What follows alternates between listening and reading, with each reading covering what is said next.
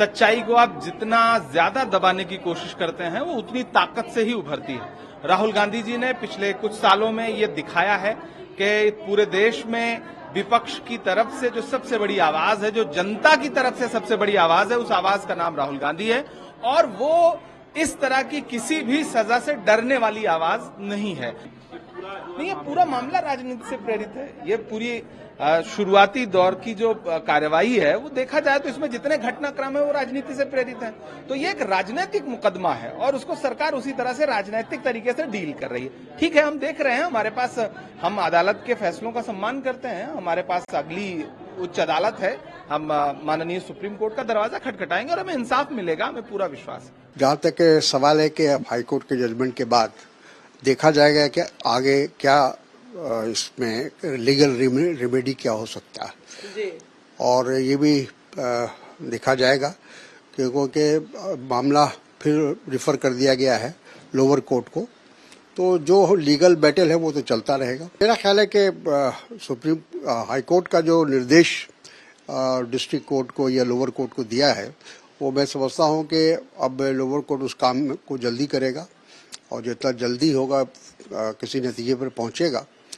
और मैं समझता हूं कि 2024 लोकसभा इलेक्शन से पहले हम लोगों को रिलीफ मिलेगा। संसद से बाहर है, जनता जो है जुड़ रही है उनसे। देखिए, जाहिर है, देखिए हिंदुस्तान का जो कल्चर है, जो ट्रेडिशन है, वो ऐसा ही है कि जब किसी के ऊपर अन्याय होता है तो अन्य लोगों की हमदर्दी, लोगों की सिंपैथी उसके साथ जुड़ जाती है।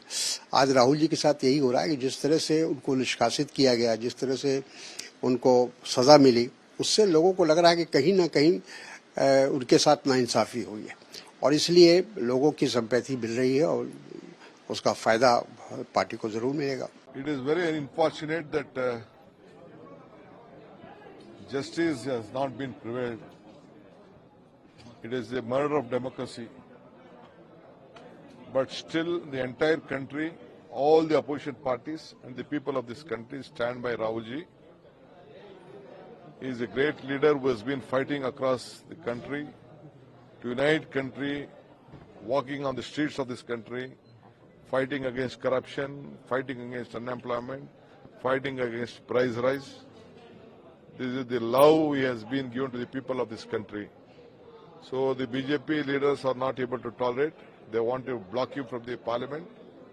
They want him to unnecessarily create for his speech, which is nowhere heard. I have been looking at various opinions across the world, globe, that all of them are criticizing the way the BJP leaders are trying to take on Mr. Rahul Gandhi.